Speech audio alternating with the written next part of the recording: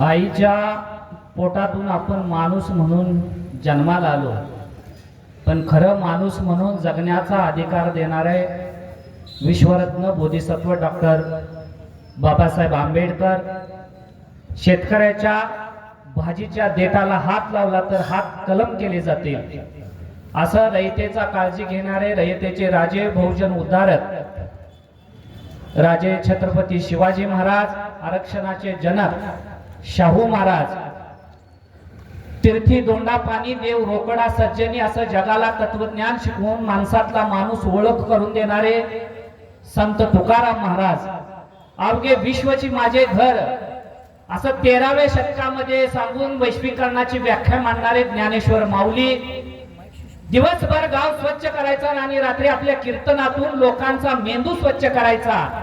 अरे बाबांनो, मंदिरामध्ये देव नाही तर पुजाऱ्याचं पोट आहे असं तत्वज्ञान या लोकांना सांगून अज्ञानाच्या कर्मकांडातून बाहेर काढणारे गाडगे बाबा. 3 दिवस माणूस जो शाळेमध्ये जातो आणि हजारो लोक त्यांच्या साहित्यावरती आज संशोधन करतात. अरे पृथ्वी ही शेष नागाच्या मस्तकावरती तळली नाही तर कामगारांच्या तळ हातावरती चळलेले असं स्पष्ट सांगणारे साहित्यरत्न अण्णाभाऊ साठे. आणि ज्या वेळेला चूल आणि मूल यातून बाहेर पडता येत नव्हतं, बाईला घराच्या बाहेर कोणताही अधिकार नव्हता, ज्या काळामध्ये नवरा मेल्यानंतर त्याच बाईला चित्तेवरती टाकून तिला जाळलं जात होतं, अशी सतीची प्रथा ज्या काळामध्ये होते, अशा काळामध्ये 30 वर्ष ज्याने एक महाराणी म्हणून 30 वर्ष आदर्श राज्य केलं, अशा पुण्यश्लोक राजमाता अहिल्याबाई होळकर यांना मी प्रथमतः या 301व्या जयंती निमित्त सर्व महामानवांना मी प्रथमतः विनम्र असं अभिवादन करतो. प्रत्येकाला वाटतं गर्दी कमी आहे. आजपर्यंतचा इतिहास आहे, जिथं चांगलं सांगितलं जातंय, जिथं कीर्तन आहे तिथं गर्दी कमी असते. खरंच बनपुरीकरांनो, मनापासून शपथ घेऊन सांगा, इथं जर गौतम पाटील आणली असती तर काय झालं असतं? इथं बसायला जागा मिळला नसता. आपल्या गावामध्ये यात्रा असतात, इथं पण यात्रा असते, आमच्याकडे पण यात्रा. यात्रेला आपण तमाशा ठेवतोय, तमाशा असतोय का नाही यात्रेला? तमाशा रात्री 10ला चालू व्हायचा असतं. या तमाशाच्या जवळ बसल्यावर दगड वगैरे मारतात म्हणून काट्या लावलेल्या असतात पुढं. तमाशा 10ला सुरू असतात तर 8 वाजल्यापासून जागा धरायला चालू केलेल्या असतात पुढे जागा मिळायसाठी.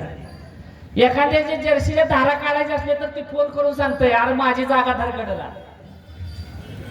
चुकून एखाद्या जागा जर धरलेली असते तर काय असतंय, मावा खाणाऱ्याला आता कुठे थुकायचं, ती जागा रिकामी असते तिथं थुकतंय. मागणं गडी आला रे तर मावा खाऊन थुकल्या असून त्या मावा खाऊन थुकलेल्यावर बसणार, पण पुढं बसणार. तमाशाच्या शेवटच्या गाण्यापर्यंत धुडगूस चालू असतं आणि शेवटला एक पॉइंट येतोय बरं का. तमाशामध्ये गाणी संपल्यानंतर एक वगाचा कार्यक्रम असतोय. जी जुनी माणसं असते त्यांना वग ऐकायचा असतोय आणि नवी पोर असते त्यांना गाणी ऐकायची असते. 2 वाजता माती उधळून कार्यक्रम संपतो.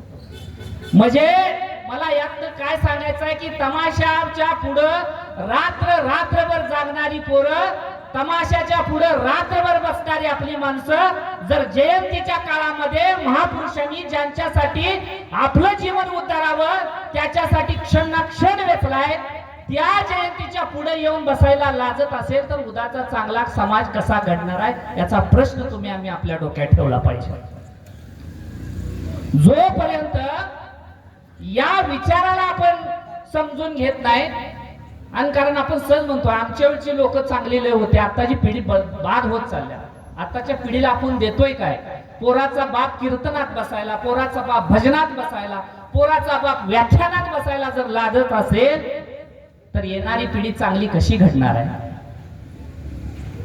याचा विचार तुम्ही आम्हाला करायचा आहे. म्हणून पहिल्यांदा इथं बनपुरी घरातल्या युवकांचं आणि सर्व ग्रामस्थांचं मी मनापासून स्वागत करतो की तुम्ही प्रबोधनाचा कार्यक्रम ठेवलेला आहे. म्हणजे मला बोलवलंय म्हणून मी तुमचं स्वागत करतोय अशातला विषय नाही. माझ्या जागी तुम्ही कुठलेही प्रबोधनाचा कार्यक्रम ठेवला असता, कारण प्रत्येक गावामध्ये मी बघतोय जयंती कमी आणि यात्रा जास्त झालेली आहे. कार्यक्रम अहिल्याबाई होळकर जयंतीचा, घोड्याची शर्यत, बैलगाडी शर्यत, रेकॉर्ड डान्स स्पर्धा, होम मिनिस्टरचा कार्यक्रम, नाहीतर दुसरं काहीतरी असं कार्यक्रम असतो किंवा मिरवणूक. म्हणजे जयंती हा करमणुकीचं साधन बनवलेलं आहे आपण.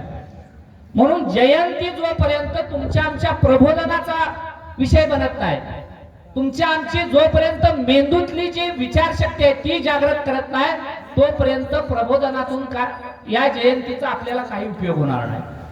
म्हणून तुम्हा आम्हाला पहिल्यांदा विचार करायला पाहिजे की जयंती हा प्रबोधनाचा कार्यक्रम ठेवला पाहिजे. या लोकांनी आमच्यासाठी कष्ट केलं म्हणून आज कुठेतरी आपल्याला दिशा मिळते. कारण आपण परिस्थिती, अनेक इतिहास वाचत असतो, परिस्थिती आपण बघतो, जुना काळ बघतोय. ज्या वेळेला आपण ऐकत असतो की आपल्याला शिकायचा अधिकार नव्हता, शाळेत जायचा अधिकार नव्हता, डॉक्टर बाबासाहेब आंबेडकरांसारखा माणूस जर निर्माण झाला नसता, त्यांनी जर या संविधानामध्ये तरतुदी केल्या नसत्या, तर आज आपण शिकलो नसतो, आज आपण मेंढर राखत बसलो असतो. परंतु आंबेडकरांच्या विचारांना, त्या विचारांना जाणून घेणारी माणसं आज आपल्या पिढीमध्ये किती आहेत. आपल्याला फुले शाहू आंबेडकर हे कधी कळणार आहेत. आपण जत्रा, आपण देव, आपण भंडार, आपण बोकडं कापणं याच्यामध्ये व्यस्त झालोय. केलंच पाहिजे. याचा अर्थ देव डावलणं नव्हे, देवाची पण भक्ती केली पाहिजे, पण त्याची मर्यादा आपण फक्त जर केली तर आपलं येणारा काळ, येणारी पिढी, येणारा आपलं जे भविष्य आहे ते अंधकारमय आहे. आपले किती देव आहेत, आपण किती देवांची पूजा करतो, किती जत्रा आहेत, किती देव आहेत, किती बोकडं पाकतोय, पण तरी पण धनगरामध्ये अन्याय काय, अज्ञान काय आहे, शिक्षणाचं प्रमाण किती कमी आहे, अधिकारी किती कमी आहेत, राजकारणामध्ये यश का मिळत नाही. याचं एकमेव कारण आपण विचाराला महत्व दिलं नाही, आपण प्रबोधनाला महत्व दिलं नाही, आपण विचाराशी आपली सांगड जुळली नाही. म्हणून ते विचार तुम्हाला आम्हाला करायचा आहे. कारण आज आपण अहिल्याबाई होळकरांची जयंती साजरी करतोय, खूप मोठा इतिहास आहे. त्या इतिहासाबद्दल सांगणार कोण नाही आणि जयंतीला आपण ऐकणार पण कोण नाही.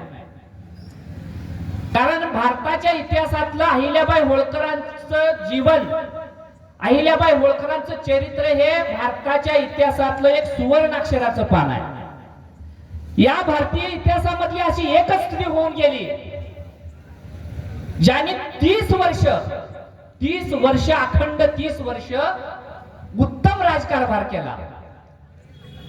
आता आपण अलीकडे बघत आलोय, आजची महिलांची, आपल्या समाजातली परिस्थिती काय आहे, महिलांची परिस्थिती आज आपल्या समाजातली काय आहे. आपण घराच्या बाहेर महिलेला किती अधिकार देतो, ग्रामपंचायत मध्ये उभा केलं, जिल्हा परिषदला उभा केलं, जिथं आरक्षण आहे तिथं. आरक्षण नसतं तर महिलाला आपण उभा केलं असतं का. आरक्षण आहे, पर्याय नसतो, तिथं महिलेला आपण उभा करतो. पण राजे मल्हारराव होळकर असा पहिला दूरदृष्टी माणूस होता ज्यानं आरक्षण नसताना सुद्धा स्वतःच्या सुनेला महाराणी बनवलं. एवढा दूरदृष्टिकोन मल्हारराव होळकरांमध्ये होता. तो माणूस तुमच्या आमच्यामध्ये जन्माला आला होता. त्यावेळेला काय आरक्षण, 300 वर्षापूर्वी आरक्षण होतं का. आरक्षण नसताना महाराणी केलं. पण आज आपली परिस्थिती आहे, आज आपल्या समाजामध्ये महिलांचा सन्मान किती होतोय. आज आपण आपल्या घरामध्ये बायकांना समानतेने किती वागवतोय. आजच्या परिस्थितीला जर विचार केलं तर महिलांची भयानक अवस्था आहे. आजच्या परिस्थितीला पण बघा, लग्न केलं, आजच्या परिस्थितीला एक विचार, आपण लग्न केलं, लग्नामध्ये मंगळसूत्र कुणाच्या गळ्यात असते, कुणाच्या गळ्यात मंगळसूत्र असते, बायकांच्या गळ्यात. गळ्यांच्या गळ्यात काय घालते ती काय, जुडवी कुणाच्या गळ्यात पायात असते, बायकांच्या.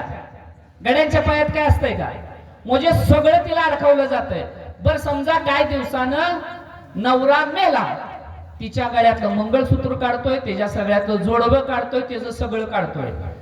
पुरुषाच्या लग्न करताना पण गळ्यातून कळ्यात काय नाही, आणि बायको मेल्यावर त्याचं काय काढतेत का, म्हणजे सगळं बायकांना भोगून आहे. पुरुषाची किती पण लग्न होऊ द्या, आपण दर म्हणून चालतोय का नाही. जुन्या माणसांचं सांगायचं, 1 उद्या, 2 उद्या, 4 उद्या, 5 उद्या, त्यालाच दन चालतोय का नाही. आणि बाईचं एक होऊन दुसरं झालं का, सवाशीन दाटी जय सवाशीन चालत नाही म्हणते. हा महिला सध्याच्या काळातला आधुनिक काळातला सुद्धा महिलावरती होणारा अन्याय आहे. तिला विद्रूप बनवलं जातंय. नवरा मेल्यानंतर अजून सुद्धा बायकांना विद्रूप मिळलं जातंय. म्हणून अहिल्याबाई होळकरांच्या, मल्हारराव होळकरांच्या या इतिहासातनं आपल्या समाजाला हे शिकायचं आहे की आपल्याला महिलाला समानतेनं वागवायचं आहे, तिचा सन्मान करायचा आहे. आणि जोपर्यंत ते शिकणार नाही तोपर्यंत मल्हाररावांच्या, होळकरांच्या आणि अहिल्याबाई होळकरांच्या इतिहासातून आपण काय शिकणार आहे.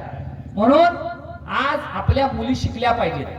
आपण बघा, भावकीतली एखादी पोरगी जर शिकायला बाहेर पडली तर आपण तर आपल्या मुलींना शिकवत नाही, पण एक बाहेर शिकायला ते शाने वे तसंच बाहेर सोडलेले, म्हणजे नाही तसं तुझ्या चरित्रावरती आपण बोलतो. म्हणून महिला सन्मान या मुलींना शिकवलं पाहिजे. ज्या घरामध्ये महिलेचा सन्मान होतो तेच घर पुढे जातं. जी एक पुरुष एका घराचा उद्धारक असतो, पण महिला दोन घराची उद्धारक असते. ती आई बापाच्या पण घराचा उद्धार करते आणि सासरच्या पण घराचा उद्धार करते. म्हणून अहिल्याबाई होळकरांच्या जीवनातनं ते तुम्हाला आणि मल्हारराव होळकरांच्या जीवनातनं ते करायचं आहे की महिलांचा 300 वर्षापूर्वी ज्या काळामध्ये बाईचा नवरा मेला का डायरेक्ट सती प्रथा होती, चितेवरती न्यायचं आणि जाळायचं, त्या काळामध्ये मुलगा मेल्यानंतर सुनेला महाराणी बनवलं असे मल्हारराव होळकर होते. या काळामधला भारतीय इतिहासामध्ये तुम्ही अनेक अभ्यास केल्यानंतर अहिल्याबाई होळकरांचा एक फार मोठा एक दुसरा विषय आहे. आपण करगरीत बसताना सुरेशराव आपण चर्चा करत होतो. अनेक इतिहासातली चरित्र बघा तुम्ही अध्यक्ष, सर्व बघा, जे जे मोठे या भारतातले राजे होते त्या सगळ्यांचा करा. प्रत्येक राज्यावरती परकीयांचं अतिक्रमण झालेलं आहे, त्यांच्या बरोबर युद्ध झालेलं आहे. अहिल्याबाई होळकर एक अशी महाराणी आहे, 30 वर्षामध्ये तिच्यावरती अतिक्रमण करायचं धाडस कोणी केलं नाही. हे एक वेगळं भारतीय इतिहासामधलं एक वेगळं उदाहरण अहिल्याबाई होळकरांच्या माध्यमातून आहे. म्हणजे त्यांचं राज्य करण्याची पद्धत, एवढी ताकदवान महाराणी तुमच्या आमच्यात होऊन गेले. याचा आपल्याला विचार करायला पाहिजे की एक सुद्धा कुणीही परकीय अतिक्रमण अहिल्याबाई होळकरांच्या वरती केलं नव्हतं. एवढं मोठं चारित्र्य हे अहिल्याबाई होळकरांचं आहे, ते तुम्हा आम्हाला डोळ्यासमोर ठेवायचं. दुसरे उदाहरण अहिल्याबाई होळकरांच्या इतिहासातलं फार मोठं आहे. त्या काळामध्ये चोरांची लुटमारी होत होती, अनेक लोकांना लुटलं जात होतं, जो आपण आता पारधी वगैरे समाज म्हणत होतो त्याच्या माध्यमातून. पण अहिल्याबाई होळकरांकडे हा विषय गेला, त्यावेळेला त्यांच्या विषय लक्षात आला, ही लोक चोरी करतात हे मुद्दाम करत नाही, कारण त्यांच्याकडे शेती नाही, त्यांच्याकडे रोजगाराचं साधन नाही, आणि त्यामुळे ही लोक चोरी करतात. म्हणून त्यावेळेला या लोकांना शेती देऊन, या लोकांना रोजगाराचं साधन देऊन त्यांना चोरीपासून परावर्त करण्याचं काम, महान काम या अहिल्याबाई होळकरांनी केलं होतं. म्हणजे हे मोठं मोठं सूक्ष्म सूक्ष्म काम हे अहिल्याबाई होळकरांचा दूरदृष्टिकोन ह्या इतिहासामधनं जाणून येतोय. म्हणून तुम्हा मला या इतिहासाकडे बघण्याचं गरजेचं आहे. पण आज या लोकांना तुम्हा मला विशिष्ट जातीमध्ये, विशिष्ट धर्मामध्ये गुंतवलं जातंय. आज हिंदू मुस्लिमाच्या माध्यमातून देशभर ध्रुवीकरण करायचं चालू आहे, जाती जातीमध्ये भांडणं लावायची चालू आहे. म्हणून तुम्हा आम्हाला कळायला पाहिजे की तुमचं शोषण कुणाच्या माध्यमातून झालं होतं. जोपर्यंत हे आपल्याला कळणार नाही तोपर्यंत आज आपल्याला काय पण झालं, एकमेकाच्या विरोधात जातीच्या धर्माच्या नावावरती लोक वाटली जात आहेत. पहिल्यांदा तुम्हाला एक लक्षात ठेवायचं आहे की ह्या लोकांनी माणसातला माणूस जागू केला, माणूस म्हणून जगण्याचा संदेश दिला. महात्मा फुले असतील, सावित्रीबाई फुले असतील, डॉक्टर बाबासाहेब आंबेडकर असतील, यांनी माणसातला माणूस जागू केला, माणूस म्हणून जगण्याचा संदेश दिला. तुम्ही हिंदू, मुस्लिम, धनगर, मराठा, महार, मांग, चांभार होण्याच्या अगोदर तुम्ही एक चांगला माणूस व्हा. ह्या जाती या व्यवस्थेनं पाडल्या आणि या जातीच्या माध्यमातून शोषण झालं.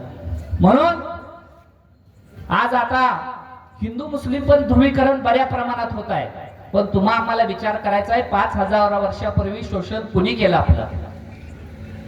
संत तुकारामांचा गाथा आपल्याला बुडवली, आपण कीर्तनात ऐकतोय का नाही? संत तुकारामाची गाथा कुणी बुडवल्या? औरंगजेब आला होता, अफजल खान आला होता का कुठला अजून मुस्लिम शासक आला होता? तर इथल्या सनातनवाद्यांनी बुडवल्या. ज्ञानेश्वरांच्या आई वडिलांना आत्महत्या का करावी लागली? तुकारामावरती मारेकरी कोण होते? आंबेडकरांवरती मारेकरी कोण होते? सावित्रीबाई फुलेने पहिल्यांदा महिलांसाठी शिक्षण सुरू करायचा प्रयत्न केला, त्यांच्यावरती मारेकरी कोण होते? तर हेच सनातन धर्म मानणारे, हेच हिंदुत्ववादी धर्म मानणारे होते. याच्यावरती हल्ला करायला, हे थांबवायला कुठला मुस्लिम आला नव्हता. म्हणून सर्वांना डोक्यात जाग झालं पाहिजे की हिंदू मुस्लिम धर्मावरती जे ध्रुवीकरण आहे ते आपलं थांबलं पाहिजे. आपला शोषक आहे आपला अज्ञान. जे सनातन धर्मवाल्याने आतापर्यंत तुमचं शोषण केले ते आपलं दुश्मन आहे. शिक्षणापासून कोणी रोखलं होतं? आधुनिक विचारापाशी कोणी रोखलं होतं? हे तुम्हा आम्हाला विचार करावा लागेल. म्हणून मुस्लिम आपला विरोधक नाही, तर आपल्याच धर्मातल्या चाली रीती परंपरा आणि ज्या लोकांनी शिक्षण घेऊ दिलं नव्हतं, ज्या लोकांनी शाळेत जाऊ दिलं नव्हतं, हेच आपले विरोधक आहे. म्हणून हा 5000 वर्षापूर्वींचा इतिहास आहे. 5000 वर्षापूर्वींचा. आपण त्याचा अभ्यास कधी केला नाही. पहिल्यांदा आपण इडापिडा जाऊ दे बळीचं राज्य येऊ दे म्हणतोय का? इडापिडा जाऊ दे बळीचं राज्य होते. हे बळीराजा कोण होता? तर पहिला असा बळीराजा होता ज्याने सामूहिक शेती केली आणि पहिल्यांदा शेतकऱ्यांना एकत्र केलं आणि प्रत्येक जो कसेल त्याला त्याचा फायदा मिळला पाहिजे, हे पहिलं काम बळीराजाने केलं. मग आपली जी पुरोगामी विचारधारा आहे, या आपल्या वंचितांची शोषितांची विचारधारा आहे, ती बळीराजापासून चालू होती. त्या बळीराजापासून, चार्वाकापासून गौतम बुद्ध, महावीर, ज्ञानेश्वर माऊली, तुकाराम, गाडगे बाबा, फुले, शाहू, आंबेडकर पासून आतापर्यंत जी विचारधारा आलेले ही फार मोठी विचारधारा आहे आणि इथल्या या युवकांनी त्याचा अभ्यास केला पाहिजे. आणि जोपर्यंत तुम्ही त्याचा अभ्यास करणार नाही तोपर्यंत आपल्याला आधुनिक जग कळणार नाही. यासाठी सर्वांनी आपल्याला तो अभ्यास केला पाहिजे, वाचलं पाहिजे, प्रबोधनाचं काम झालं पाहिजे. आणि गावागावात प्रबोधन झाल्याशिवाय पर्याय नाही. नाच गाण्यामध्ये आपण व्यस्त झालो आहे सगळे. जत्रा केत्रा बोकडं कापणं, नवस, ही वारी ती वारी, याच्यापेक्षा आपली पोरं शाळेत गेली पाहिजे. एक बोकाड कमी कापा, पण पोरांना आपण शिकवलं पाहिजे. पोरांनी पण घोडागाडी, बैलगाडी आणि आपलं राजकारण तर आपल्या धनगर समाजाच्या इतक्या रक्तात राजकारण भरलंय. पुढचं तर राजकारण कोण करत नाही, पण आपण त्या सवासण्याच्या कार्यक्रमापासून, मातीवरनं, लग्नापासून आणि जयंतीच्या कार्यक्रमात राजकारण आणलंय. राजकारणाच्या ठिकाणी. परंतु ज्या ज्या वेळेला आपण गावातल्या सार्वजनिक गोष्टीमध्ये येतोय त्यावेळेला आपण एकमेकाचा हिताचा विचार केला पाहिजे. एकमेकाच्या हातात हात घालून चाललो पाहिजे. छोट्या छोट्या गोष्टीवरनं भांडणं, टोकाचे वाद विवाद आपल्याच लोकांमध्ये आपण चालू असतात. या सगळ्या गोष्टीपासून आपल्याला दूर राहून आपल्याला खरं काय तर चांगलं करायला पाहिजे. मी काय तर इथं भडक बोलायचं, 4 शिव्या द्यायच्या, ह्याला काय करतो त्याला काय करतो हे नाही. आताची परिस्थिती, आज आपण खरं बोलण्याची वेळ आलेली आहे. भडक बोलून काही बोलून चालणार नाही. आपण सत्य बोललं पाहिजे, चांगलं बोललं पाहिजे. आणि येणारा काळ तलवारीपेक्षा पेनचा असणार आहे, विचाराचा असणार आहे. ज्ञानानंच या जगाला जिंकता येणार आहे. म्हणून येणारा काळ समाज आपला हा ज्ञानाच्या जीवावरती उभारला पाहिजे. जोपर्यंत ज्ञानाच्या विचाराच्या पायावरती आपली मुलं उभारणार नाहीत तोपर्यंत येणारा काळ हा घडणार नाही. म्हणून येणाऱ्या काळामध्ये विचारावरती उभारणारी माणसं तुमच्या आमच्यामध्ये उभारली पाहिजे. आणि त्याच्यासाठी अहिल्याबाई होळकरांसारखा, मल्हारराव होळकर असू द्या, यशवंतराव होळकर असू द्या, यांचा इतिहास तुम्ही आम्ही आपल्या डोक्यात ठेवला पाहिजे. आणि जोपर्यंत हा इतिहास आपण आपल्या डोक्यात ठेवून चालत नाही तोपर्यंत भविष्याचा उद्धार होणार नाही. म्हणून ही चारित्र्य तुम्ही आम्ही आयडॉल म्हणून निवडली पाहिजे. आपले आयडॉल कोण आहे? याचा विचार करून जगलं पाहिजे. ही ज्या वेळेला ही चरित्र, ही महापुरुष, कारण सावित्रीबाई फुलेनं, आता किती पण आपण ऐकतो सावित्री, पहिल्यांदा महिलांचा शिक्षणासाठी प्रयत्न केला कोणी? सावित्रीबाई फुलेनं. पण आमच्या बायका कुणाला पुसतात? त्या वट सावित्रीच्या वेळेला, ज्या वेळेला ते सत्यवानाची सावित्री आहे त्याच्यासाठी गुरुवारी पानं आणून फुलं मानून आपल्या बायका याकुळ झाल्या. पण ज्या सावित्रीबाई फुलेनं मुळे बायकांना आपल्या समाजामध्ये क्षुद्र मानलं जात होतं, शिकायचा अधिकार नव्हता, शिकणं, बायकाने शिकणं म्हणजे पाप समजलं जात होतं. अशा काळामध्ये पहिल्यांदा महिलांसाठी शिक्षण कोणी केलं तर सावित्रीबाई फुलेनं दिलं. पण आज सावित्रीबाई फुले आपल्याला बायकाला माहित नाही, सत्यवानाची सावित्री माहित आहे. आपल्याला सावित्रीचा सांगितला नाही, सरस्वतीचा सांगितला. विद्येची देवता सावित्रीबाई फुले आहे, पण आपल्याला विद्येची देवता सांगितली सरस्वती. म्हणून ही चरित्र तुम्हाला आम्हाला विचारात आणावं लागते. आंबेडकरांना आपण फक्त दलित वस्तीवरती सीमित ठेवलं, पण आंबेडकर नसते तर आपण मेंढरा मागे जाऊन आज कोणतं IPS IAS झालं नसतं. याला कारणीभूत आहेत डॉक्टर बाबासाहेब आंबेडकर.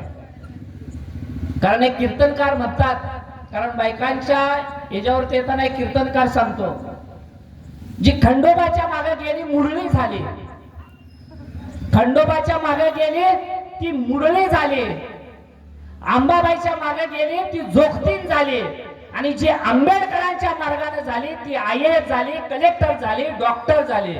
म्हणून आम्हाला आंबेडकरांच्या मार्गाने जावं लागेल, शिक्षणाच्या मार्गाने जावं लागेल. शिक्षण घेतल्याशिवाय, वाचल्याशिवाय, नवीन जग समजून घेतल्याशिवाय तुमचा आमचा उद्धार होणार नाही. परत एकदा ज्ञान, परत चालीरीती, परत परंपरा तुमच्या आमच्यामध्ये घुसायला लागलेले आहेत. देवाच्या धर्माच्या वरती आपण लाखो रुपये खर्चतो, पण विचारावरती 1 रुपया खर्चायला तयार नाही. आणि त्याच्यासाठी आम्हाला जागृत व्हावं लागेल. अनेक जण म्हणतात की या जगामध्ये, या भारतात ब्राह्मण 3.5% आहेत, पण सर्वावरती राज्य करतात. हे तुम्हाला शिकावं लागेल. ब्राह्मण 3.5% आहेत, पण या भारतातल्या सगळ्यात जास्त संघटना ब्राह्मणांच्या आहेत. ब्राह्मण 3.5% आहेत, पण सगळ्यात जास्त वैचारिक बैठका ब्राह्मणांच्या होतात. आपण 2 नंबरचा समाज आहे, पण सगळ्यात कमी संघटना आपल्या, आणि जेवढ्या संघटना आहेत ते आपल्या एकमेकाच्या उरावरती बसते. सगळ्यात कमी वैचारिक बैठका. म्हणून मला विचारावरती जागृत होणारा समाज जोपर्यंत निर्माण होणार नाही तोपर्यंत येणारा काळ आपल्यासाठी चांगला नसणार आहे. तर आज मला तुम्ही या ठिकाणी या जयंतीसाठी बोलवलं, तुम्ही सर्वांनी ऐकून घेतलं. हा आवाज जरी बसलेला नसलं तर अनेक ठिकाणी अनेक जे उभारलेत त्या सर्वांना आवाज जातोय. खरं म्हटलं तर आटपाडी हे चळवळीचं मध्यबिंदू आहे. या चळवळीतून घडलो मी, घडण्यामध्ये पण आटपाडीचा बराच भाग आहे. प्रत्येक गावामध्ये माझे सहकारी आहेत, मित्र आहेत. आटपाडी असा तालुका आहे जो नेतृत्व घडवतो. जरा पोरगा चुरुकदार असला तर त्याला घडवण्याचं काम आटपाडी करते. आटपाडीकरांची माणसं हुशार आहेत, बनपुरीतली पण बरीच ही माणसं. म्हणून सांगतो, पण आज आपल्याला विचारावरती उभा राहायचं आहे. आज विचारावरती माणसं करायचं आहे. आज राजकारण म्हटलं का प्रत्येकाला वाटतं की फॉर्च्युनर पाहिजे, गाड्या पाहिजे, चांगले कपडे पाहिजेत, ह्याचा एक ट्रेंड पडलेला आहे. पण जोपर्यंत विचारावर राजकारण आपलं तयार होणार नाही, विचारावरती माणसं आपली तयार होणार नाही, तोपर्यंत खऱ्या अर्थानं समाजाला दूरदृष्टी मिळणार नाही. खूप पुढे जायचं असेल, भरपूर काय घडायचं असेल तर विचारावर आधारित माणसं घडली पाहिजेत, विचाराला मानणारी माणसं घडली पाहिजेत, संघटनात्मक काम करणारी माणसं मिळली पाहिजेत. आणि अशा पद्धतीचं काम या गावामधनं व्हावं. मी परत एकदा जयंतीच्या सर्व बनपुरी ग्रामस्थांना, सर्व तरुण युवक मंडळांना मी मनापासून धन्यवाद देतो की एवढा चांगला कार्यक्रम या गावामध्ये तुम्ही संयोजित करताय. याच्या माध्यमातून आज गावामध्ये जी हुशार मुलं आहेत, जी खरोखर ज्यांच्यामध्ये काय अशा मुलांना मदत झाली पाहिजे. आज तुम्ही एक तुमचं जे जयंती मंडळ आहे, या जयंती मंडळाच्या माध्यमातून खरंच हे उपक्रम राबवा. जी मुलं गरीब आहेत आणि त्यांना शिक्षणासाठी काहीतरी आधार आहे, अशी मुलं घडली पाहिजेत. स्पोर्ट मधनं मुलं घडली पाहिजेत, कलेमधनं मुलं घडली पाहिजेत, इतिहास कळला पाहिजे. आणि जोपर्यंत आपल्याला अहिल्यामाई होळकरांचा, यशवंतराव होळकरांचा खरा इतिहास घडणार नाही तोपर्यंत नाही आपण इतर जातीला शिव्या देऊन आपला उद्धार होणार नाही. आपण इतर धर्माला शिव्या देऊन आपला उद्धार होणार नाही. आपण आपल्यातल्या चुका शोधायला पाहिजे. मी काय चुकतोय, माझा समाज काय चुकतोय, आपल्यातल्या चुका काढून आपण जोपर्यंत योग्य मार्ग स्वीकारणार नाही तोपर्यंत आपला उद्धार होणार नाही. आपण धन्यता मानलेल्या इतरांना शिव्या देण्यात, ह्यानं माझं लुटलंय, त्यानं माझं लुटलंय, ह्याला शिव्या देत्या, इतरांना शिव्या देऊन आपलं काही भलं होणार नाही. आपल्याला आपल्या चुका शोधाव्या लागतात. कारण जो निष्कामी माणूस आहे, काम धंदा करत नाही, बरं त्याला बरं वाटतं. आता बघा तुम्ही, एका भावकीमध्ये एखादा माणूस आहे, एखाद्या समजा इथं सरगरांचीच भावकी आहे, त्याच्यामध्ये एखादा माणूस असतो रिकामा टेकडा, काम धंदा करायचा नाही, कुठलं काम करायला लागलं तर नीट करायचं नाही, सदर तोट्यात जातोय.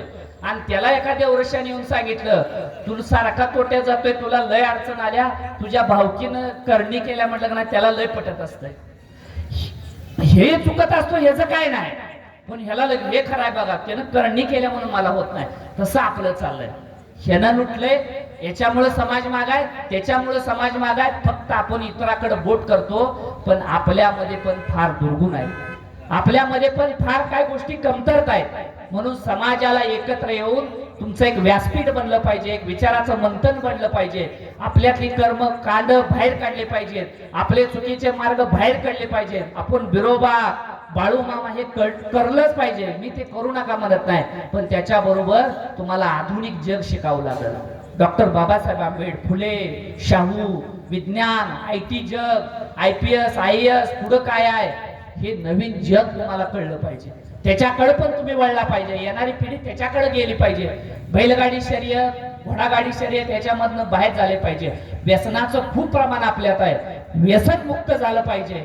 महिलांचा सन्मान केला पाहिजे. अहिल्याबाई होळकरांच्या माध्यमातून एक शिकलं पाहिजे की महिलांचा सन्मान आपल्यामधून झालं पाहिजे. आणि इथल्या सगळ्या तरुण मुलांना मी विनंती करतोय की आपण पहिलं ज्येष्ठ लोकांचा आदर करायला शिकलं पाहिजे. आपले आई वडील असतात किंवा समाजामधली ज्येष्ठ माणसं असतात, त्यांचा आपल्याला ज्या वेळेला आपण आदर सत्कार करल त्यावेळेला खऱ्या अर्थानं, म्हणून पैशाने मोठं होण्यापेक्षा पहिलं विचाराने मोठे व्हा.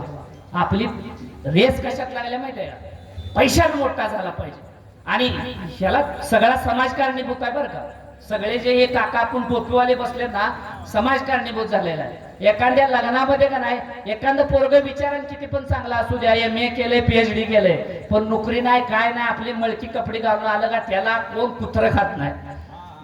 आणि कुणाचं काय पण ह्याची गोडी त्याला की काय तर करून एखाद्या फॉर्च्युनर गाडी, मोठी गाडी घेऊन आला, त्याला 500 जण नमस्कार करतील. म्हणून पोरांची स्पर्धा कशात लागलेली आहे, पैसे कमवण्यात. पैसे कमवलं पाहिजे, पण पैशाबरोबर विचार कमवले पाहिजे. पैशाबरोबर जर विचार नाही ना, तर समाज कधी उद्ध्वस्त होईल, घर कधी उद्ध्वस्त होईल सांगता येत नाही. आमच्या गावाच्या शेजारी कोसारी म्हणून गाव आहे. 4 गुंठ्यासाठी एका घरातले 3 खून पडले. 3 खून पडल्यामुळे त्या घरामध्ये माणूस राहिला नाही, नुसत्या बाया राहिले. आणि ज्या घरातल्याने खून केला ते सगळे अटक झालेले, त्यांच्या पण घरात माणूस नाही.